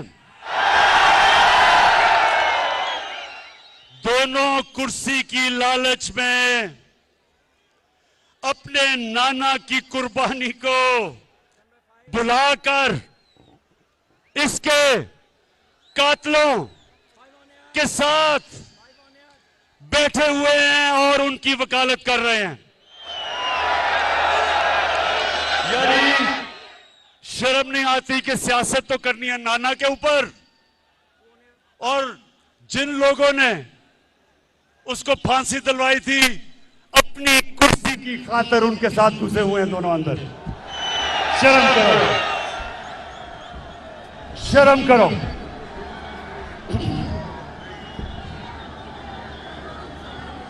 अच्छा, आज फिर मुल्क को उन्हीं हालात के सामने रख दिया गया है। हमारे, अब ये सुने, हमारे मुल्क की जो पॉलिसी है, फॉरेन पॉलिसी, उसको मड़ोड़ने की कोशिश बाहर से की जा रही है। बाहर से हमारे मुल्क की फॉरेन पॉलिसी को मुतासिर किया जा रहा है। इस साजिश का, अब सुने, ये शाह महमूद, आहो उधर उतारो, उधर आवाज नहीं आई। हाँ, शाह महमूद को पता है कि इस साजिश का हमें पिछले महीनों से पता है कि ये साजिश हो रही है, महीनों से। ये जो आज सब इकट्ठे हो गए हैं, ये जो आज कातिल और मकतूल इकट्ठे हो गए हैं, कातिल और मकतूल को इकट्ठे करने वालों की भी, इनको जिन्होंने इकट्ठा किया उनका भी हमें पता है। लेकिन आज वो जुल्फिकार अली भुट्टो वाला टाइम नहीं, वक्त बदल चुका है।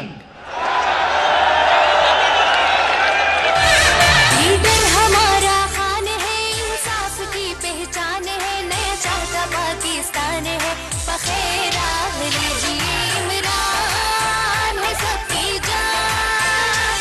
लीडर हमारा खान है। अब सुने, वक्त कैसे बदल गया है।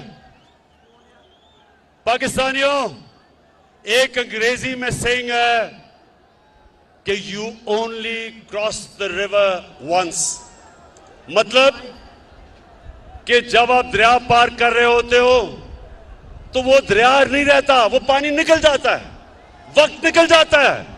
ये नया टाइम आ चुका है और ये है सोशल मीडिया का जमाना। कोई चीज नहीं छुपती। तो पाकिस्तानी कौम बेदार है। हम किसी की गुलामी कबूल नहीं करेंगे।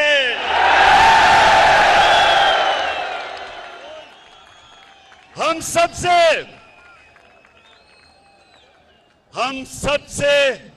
दोस्ती करेंगे, गुलामी नहीं करेंगे।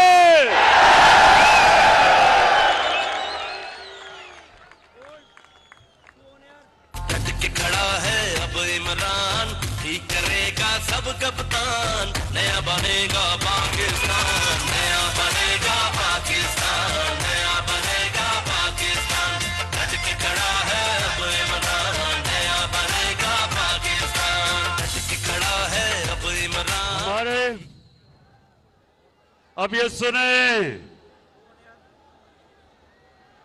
हमारे मुल्क में बाहर से पैसे की मदद से हुकूमत तब्दील करने की कोशिश की जा रही है। पैसा बाहर से, पैसा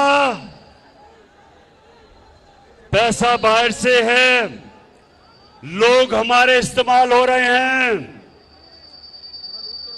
ज्यादातर अनजाने में, लेकिन कुछ जानबूझ के ये पैसा इस्तेमाल कर रहे हैं हमारे खिलाफ।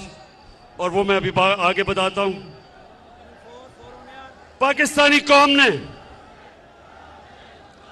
नौजवानों, पाकिस्तानी कौम ने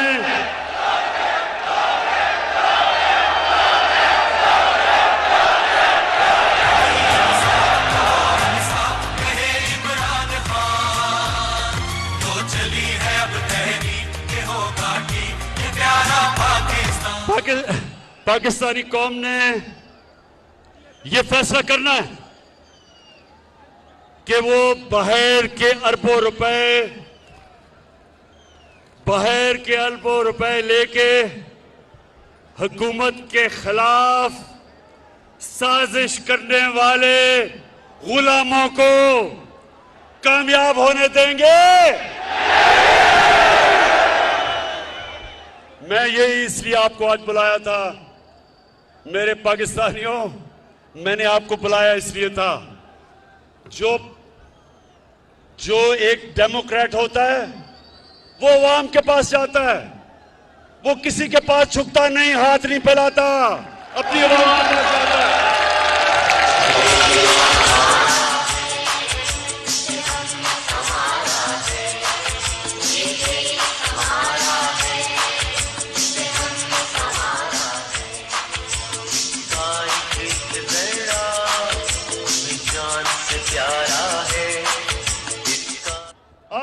अब हेलो, आ रही आवाज?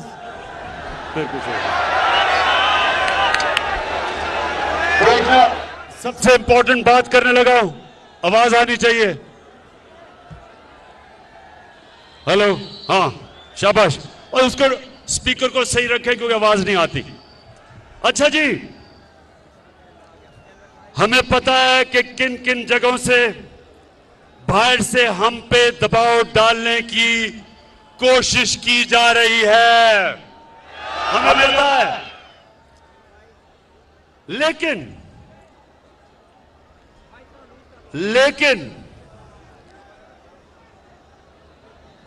हमारे मुल्क की मफाद में लिखकर हम कह रहे हैं कि हमारे मुल्क की मफाद में, लेकिन लिख के हमें धमकी दी गई है। शाह महमूद ने अभी आपसे कोई बात की थी, हमें कहा है कि मुल्क की मफाद, हमें धमकी दी गई है। लेकिन पाकिस्तानियों, हम मुल्क की मफाद पर कोई समझौता नहीं करेंगे। मैं आज कौम के सामने पाकिस्तान की आजादी का मुकदमा रख रहा हूं आपके सामने। मैं इल्जामात नहीं लगा रहा, अब ये जरा सुने, मैं इल्जामात नहीं लगा रहा। मेरे पास जो ये खत है, ये सबूत है, ये मेरे पास जो खत है ये सबूत है। और मैं आज ये सबके सामने कहना चाहता हूं कि कोई भी शक कर रहा है ना इस मेरे खत के ऊपर, कोई भी शक कर रहा है, मैं उनको दावत दूंगा, ऑफ द रिकॉर्ड बात करेंगे। लेकिन मैं आपको खुद देख सकेंगे कि ये मैं किस किस्म की बात कर रहा हूं। अपनी कौम और मीडिया को ये सोचने, हम सबको, हमने ये सोचना है कि हम कब तक ऐसे रहना चाहते हैं। मैं अपनी कौम को भी कह रहा हूं, अपने मीडिया को भी कह रहा हूं कि हम कितनी देर इस तरह गुजारा करेंगे। धमकियां मिल रही हैं,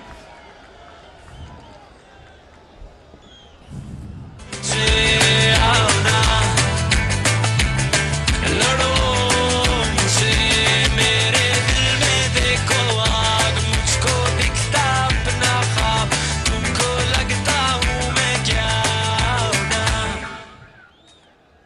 मैं फिर से कह रहा हूं, आज सबके सामने आज दिल खोल के बात कर रहा हूं। बैरूनी साजिश की ऐसी बहुत सी बातें हैं जो मुनासिब वक्त पर और बहुत जल्द सामने लाई जाएंगी। तैयार है ना सब? कौम, मेरी कौम ये जानना चाहती है कि लंदन में बैठा हुआ किस किस से मिलता है।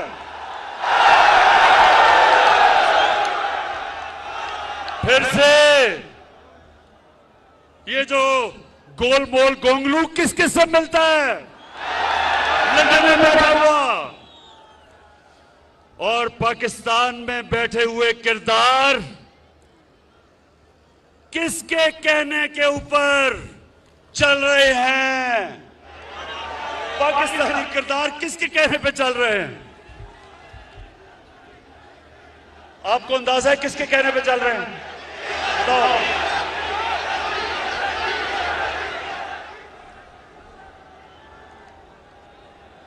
हमारे पास जो सबूत है,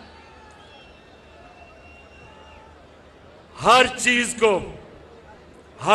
को मैं जाहिर कर रहा हूं। जो हमारे पास सबूत है, मैं ये इसलिए आपके सामने बातें कर रहा हूं, इससे ज्यादा मैं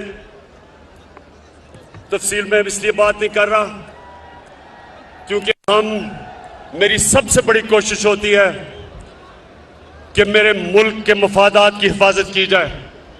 मैं कोई ऐसी बात ना कर दूं कि मेरे मुल्क को नुकसान पहुंचे।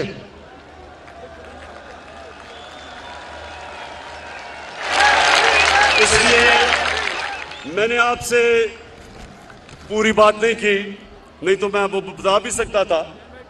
मुझे किसका डर है? मैं तो पाकिस्तानी हूं, आपके सामने वो इंसान हूं जिसको मेरा अल्लाह सब कुछ दे चुका है। मुझे तो कोई इंसान कुछ नहीं दे सकता। मैं तो जब सियासत में आया था, अल्लाह ने तभी मुझे सब कुछ दे दिया था। मुझे तो किसी चीज की जरूरत नहीं है।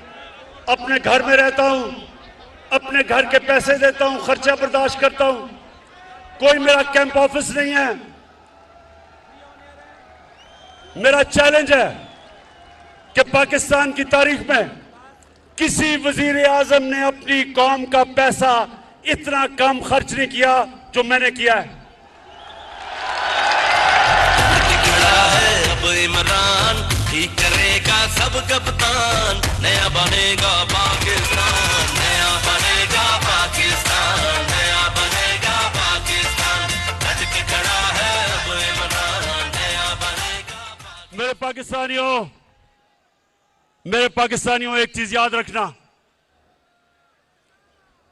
आप एक अजीम कौम है। अगर हम उस अजमत पे नहीं पहुंच सके, बहुत बड़ी वजह उसकी ये चोर हुक्मरान जिन्होंने 30 साल से इस मुल्क को लूटा है। 90 की दिहाई की मैं बात कर रहा हूं। मैं 70 की दिहाई में और 80 की दिहाई में हिंदुस्तान जब क्रिकेट खेलता था और क्रिकेट खेल के जब पाकिस्तान आता था तो लगता था एक गरीब मुल्क से एक खुशहाल और अमीर मुल्क में आ गया हूं। 90 की दहाई में जब ये 2 करप्ट खानदान इस मुल्क के ऊपर हावी हुए हैं, हर चीज में हम पीछे रह गए। सारे बर्र-ए-सगीर में हिंदुस्तान आगे निकल गया। 90 तक हम हिंदुस्तान से आगे थे, ह्यूमन डेवलपमेंट में आगे थे। यहां खुशहाली ज्यादा थी, गुर्बत कम थी। बांग्लादेश से हम इतना आगे थे कि कोई तस्वर भी नहीं कर सकता था कि बांग्लादेश भी एक दिन हमारे से आगे निकल जाएगा। इन 2 चोरों ने जब से मुल्क का खून चूस के मुल्क का पैसा बाहर ले जाना शुरू किया, हम पीछे रह गए। और मैं 25 साल से इनका मुकाबला कर रहा हूं। 14 साल अकेला इनका मुकाबला किया है। लोग तो बाद में मेरे पास आए हैं, और मैं कभी भी कोई भी जाती मुफादात के लिए इतनी देर जंग नहीं लड़ता। और उस आदमी को जिसको अल्लाह सब कुछ दे चुका था, जितनी देर मैं वजीर आजम बनाऊं, इससे कम अरसे में जब नवाज शरीफ वजीर आजम बना था 18 फैक्ट्रियां बना चुका था। सरकारी बैंकों से पैसा लिया, फैक्ट्रियां बताई, सरकारी बैंक से कर्जे माफ करवाए। इसको बिजनेस नहीं कहते, इसको डाका कहते मुल्क के ऊपर। वही जरदारी, उसके पास क्या था, आज शुगर मिल्स, अरबों अरबोपति है, मुल्क मकरूज करके अरबोपति। तो मेरा इनसे कोई जाती लड़ाई नहीं है। मैं वो पाकिस्तानी हूं, जब मैं 18 साल की उम्र में क्रिकेट खेलनी शुरू की पाकिस्तान के लिए, तो हम वो कमजोर टीम समझे जाते थे, हमारा कोई हैसियत नहीं था दुनिया में। और मुझे ये फख्र है कि मैं वो कप्तान बना जिसने पाकिस्तान को हर दुनिया के मुल्क में जिताया और वर्ल्ड कप जिताया। और मुझे फख्र था कि हमने अपनी मुल्क को ऊपर लाके देखा। जो हमारे पाकिस्तानी थे उनको फख्र होता था टीम के ऊपर। हिंदुस्तान के साथ, पाकिस्तानियों ये सुनो जरा, नौजवानों ये सुनो, 24 मैच में मैं वनडे क्रिकेट में मैं कैप्टन था हिंदुस्तान के साथ। 24 मैच 19 जीता था, और वाहिद कैप्टन हूं जो हिंदुस्तान में जाके उनके एम्पायरों के बावजूद वहां से जीत के आया। कहने की यह बात है कि मुझे फख्र होता था कि मैं मुल्क का सर ऊपर करता हूं, मैं अपने मुल्क को लीड करता था। जब हमारी टीम जीतती थी सारे मुल्क में लोगों को फख्र होता था। तो मुझे इसलिए तकलीफ थी कि इस तरह के लोग मुल्क के ऊपर आए, मुल्क को लूटा। और जो जनरल मुशर्रफ ने सबसे ज्यादा जुल्म किया इस कौम पे, मार्शल लॉ से ज्यादा जुल्म किया कि इन 2 डाकुओं को एनआरओ दे दिया, इनके सारी चोरी माफ कर दी, अपने इक्तदार के लिए घुटने टेक दिए इनके सामने। और इन्होंने आके 10 साल में दोनों हाथों से मुल्क को लूटा। 10 साल ये लूटते रहे। और जब मेरी हुकूमत आई, पहले दिन से इन्होंने मेरे पर,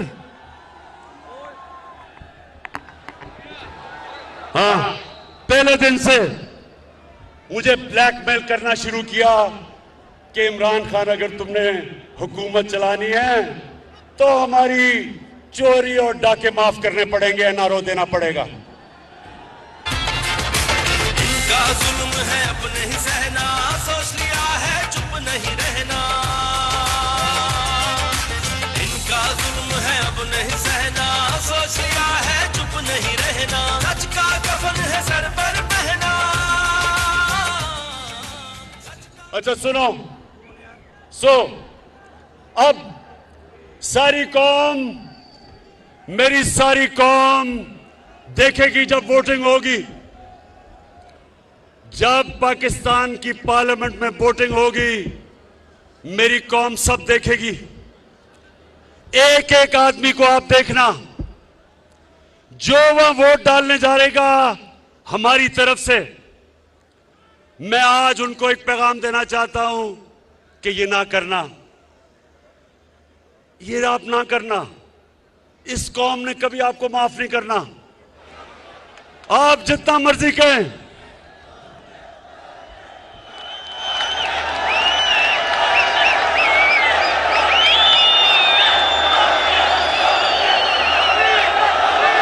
आप जितना मर्जी कहेंगे कि जी वो देखे ना, हमारे से हुकूमत ने अच्छा नहीं किया, देखें जी उन्होंने मेरे काम नहीं किए, देखें जी वो महंगाई नहीं रोकी गई।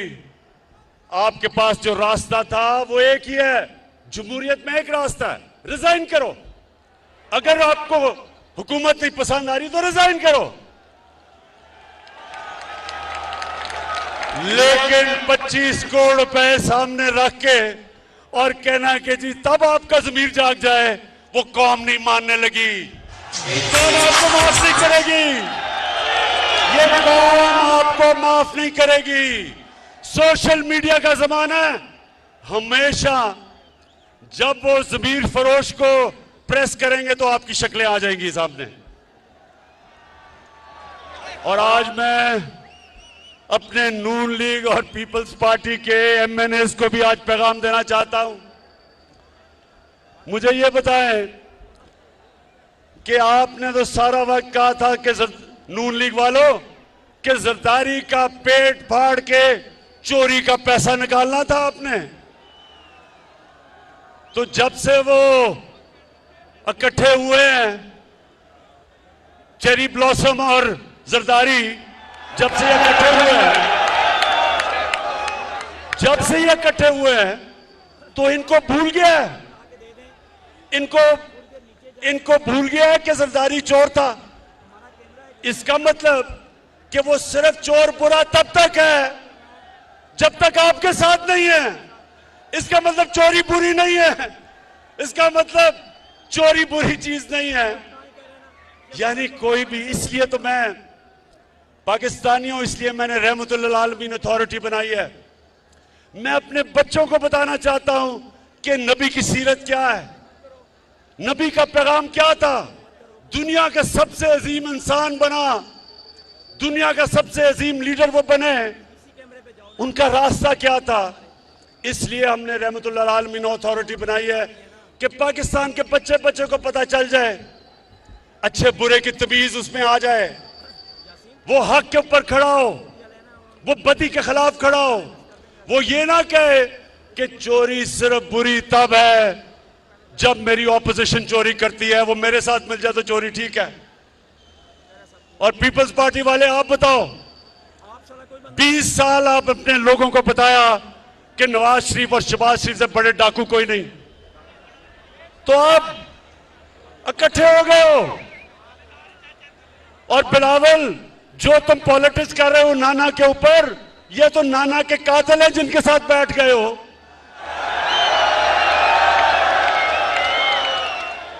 तो इंशाअल्लाह मुझे उम्मीद है कि हमारे लोग वापस नहीं आएंगे, सिर्फ नून लीग के और पीपल्स पार्टी के एमएनए जिनको पता है कि ये कितनी बड़ी साजिश हो रही है मुल्क के खिलाफ, उनके भी ज़मीर जाग जाएंगे।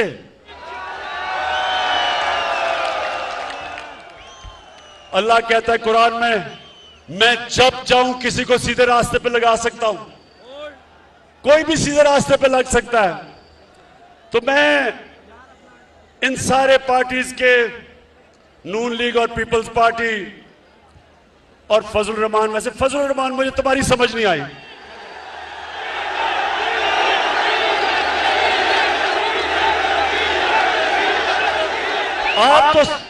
आपकी तो पॉलिटिक्स ही दीन के ऊपर है, आपकी पॉलिटिक्स दीन के ऊपर है।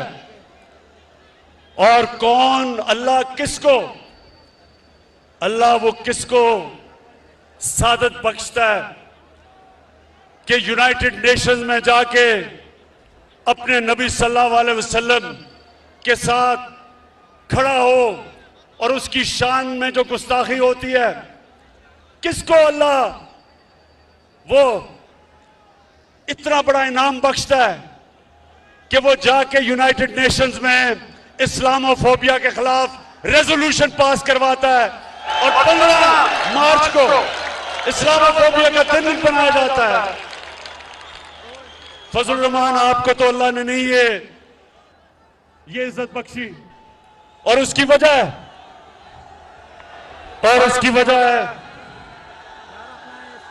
स्पीकर, हाँ, उसकी वजह है कि आपकी नीयत अच्छी नहीं है। आप इस्लाम को इस्तेमाल करते हैं जाती मुफादात के लिए, इसलिए अल्लाह वो आपको इज्जत नहीं देता। अल्लाह नियतों के राज जानता है, अल्लाह जानता है दिलों के राज। फजल रहमान, जितने मर्जी इस्लाम की बात करो, अल्लाह ने आपको आज तक कभी वो एजाज नहीं दिया कि आपने दुनिया में कुछ भी इस्लाम के लिए किया, मेरी तरह के आदमी को, गुनाहगार आदमी को अल्लाह ने वो इजाज़ दिया है। मैं अल्लाह तेरा लाख लाख लाख शुक्र अदा करता हूं। अच्छा पाकिस्तानियों, मैं अब अपनी तकरीर खत्म कर रहा हूं।